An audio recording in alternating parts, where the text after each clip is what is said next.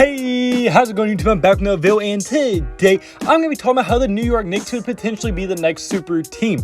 Now, before I do get in this video, let's get a few things out of the way. A lot of you are new here, and y'all might be actually coming from a similar type of video, and that is because these type of videos that I do one on all the most interesting teams in the NBA. So not necessarily does every team I make this type of video on really do I think they're going to be a super team, but I do think that they could be good, or there's going to be a very fun team to watch. This just so happens to be the type of title I use for this series. I've been doing it for a few years now, and I always really enjoy making these type of videos. So I hope you enjoy it as well, and if you do like the video at any point, hit the like button and subscribe button. That would mean the absolute world to me. We're so close to 2,000 subscribers, and I can't wait to hit that with y'all, and I just really hope we can hit it soon, and I just love y'all so much. Y'all been showing so much support on the channel lately, and I cannot thank you enough. But without further ado, without rambling on too much, let's get right into this video. Alright, so the first thing we're going to be getting into for this video is going to be that they're going to have an extremely solid starting lineup. Now, what I mean by that is their starting five is kind of revamped from last year, and they have added some very nice pieces, mainly at the guard positions.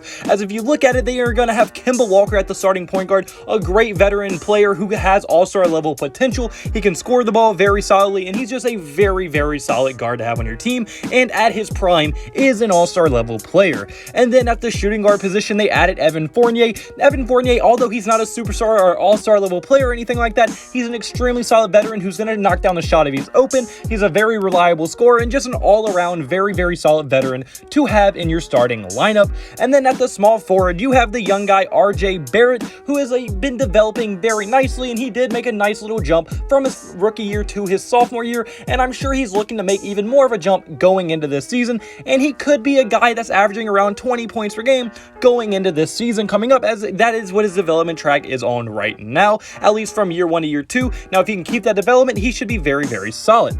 And now at the power forward position, they're also going to have Julius Randle returning, and Julius Randle just had an all-NBA level season. He played his ass off, played very good, and just had the best season of his career, and I'm sure he's looking to build on it as well. And then rounding out the lineup, you would have Mitchell Robinson at the center position. Mitchell Robinson is a very solid rebounder and rim protector, and has also a young guy, has tons of potential and all things like that, and he just serves that kind of grit and grind type guy that every starting lineup needs, and Mitchell Robinson is going to be able to provide that. And now, even dissecting the starting lineup a little bit more, I can see this team legitimately having a big three with 3 all-stars on the roster. Now, is that likely? Probably not, but they could easily have 2 all-stars, and if everything goes perfectly right, they could have 3 all-star level players, and I think it's very obvious Kemba Walker, Julius Randle, and Barret are who I'm talking about. If Kemba Walker can recapture what he was doing in Charlotte, he can recapture that same magic, he will be an all-star level point guard. He's very solid, and he's one of the better scorers in the league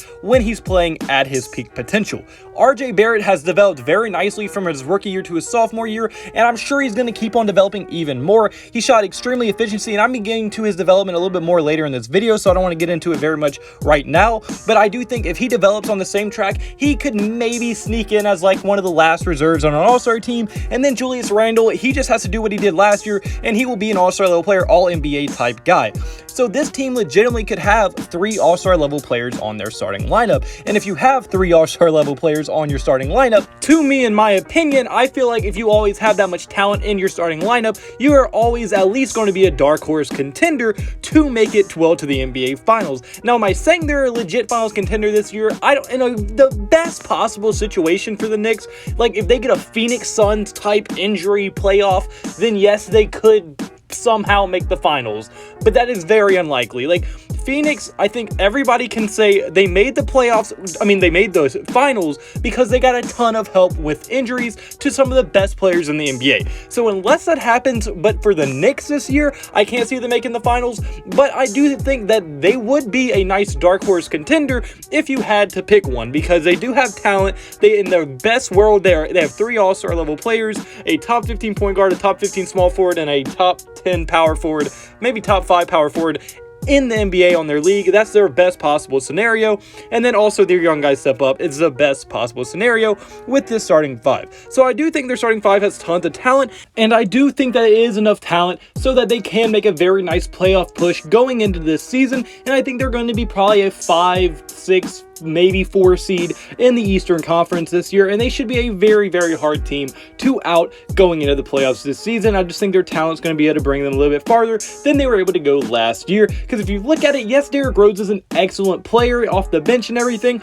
but they needed that very, very good, solid starting point guard they could rely on every single night, and now they're also going to have Derrick Rose coming off the bench, so they're going to have 2 very good point guards on their roster, and that's not something they had last year, because Elfrid Payton, let's be honest, he just was not it. Elfrid Payton, he played good sometimes, but he was so inconsistent. That's why they had to move Derrick Rose to the starting lineup in the playoffs, and that it kind of hurt their depth a little bit, and that did show in their only round that they played against the Atlanta Hawks. But now for my second reason for this build is going to be their young guys have to take the next step, and by their young guys, I mean like people like RJ Barret, Obi Toppin, and Immanuel Quickley. They all have to take the next steps in their careers for this team to reach it to the next level. So starting with RJ Barret, and I mean, since he has the most responsibility to get better, since he is their starting small forward, he has the most responsibility to get better and improve throughout his career, and through his first 2 seasons, he has done that, and he has improved steadily. As his first 2 seasons, he has done very, very good. From year 1 to year 2, he's averaging more points per game, less turnovers per game, more assists per game,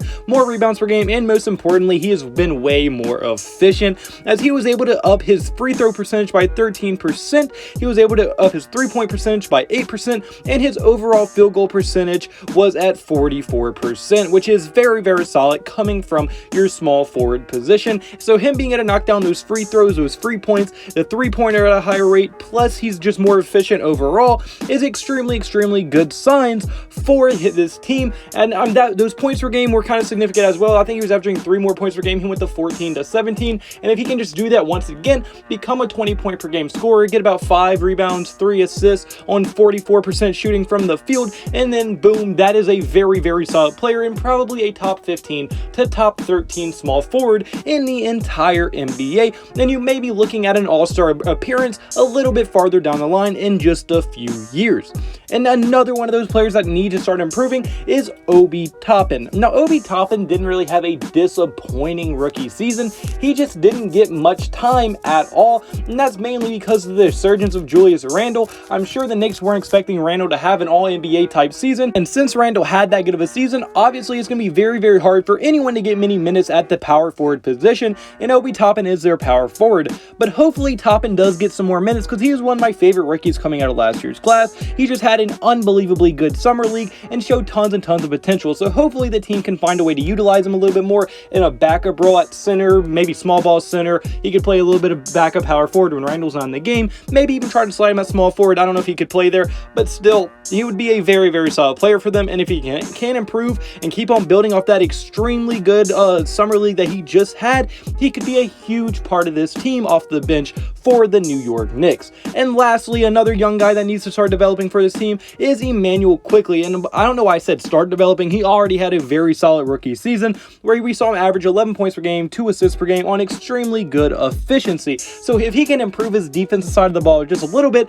and get around to 13 to 14 points per game and maybe 4 assists per game this year, he would be a huge piece for them off their bench, and maybe even could become their starting shooting guard. I highly doubt it, but he could maybe sneak into there over Evan Fournier. I doubt he gets in that starting lineup. I'm sure he'll remain a backup, but still, he'll be a very solid player off the bench. And if he can even get it to 15 points per game, that would be extremely, extremely valuable to have off your bench, and could be one of the better scorers off in the entire bench in the entire NBA. So if Obi Toppin, RJ Barret, and Immanuel Quickley do develop how I think they should, that would be 3 very solid new players for the New York Knicks. Well, not really RJ Barret, but the other 2 would be a very nice 2 additions to the team, and then RJ Barret just getting better is going to make the team overall better as well. And you can't forget Julius Randle is also very young, Mitchell Robinson's young, so they're all going to be getting better as well. So I think for sure this team has tons of room to develop and keep getting better, not even only in their very young guys, but even like I said, Julius Randle, Mitchell Robinson, I think they're about 24, 25, both of them, and they both still have tons of room to develop and get better and work on their game. So it's not like they're at their ceilings yet either. So I think for sure this team is going to be improved from last year. They added talent. Their talent that they already had is going to develop. Their young guys are getting older and better and more experienced. So I think for sure this team could be a very, very solid team going in next year, and maybe even like I said, a dark horse contender going into the next season. But unfortunately, guys, that's me for this video. So comment below, do you agree with me? Do you think the Knicks could be the next super team? I need your thoughts in the comment section below. And like I said earlier, if you did like the video, point, hit the like button, and subscribe button on me, the absolute world to me. And I hope you have a blessed day. Have a blessed day. So you can have a blessed day. All glory to God. See you in the next video. Goodbye. Boo. Blah.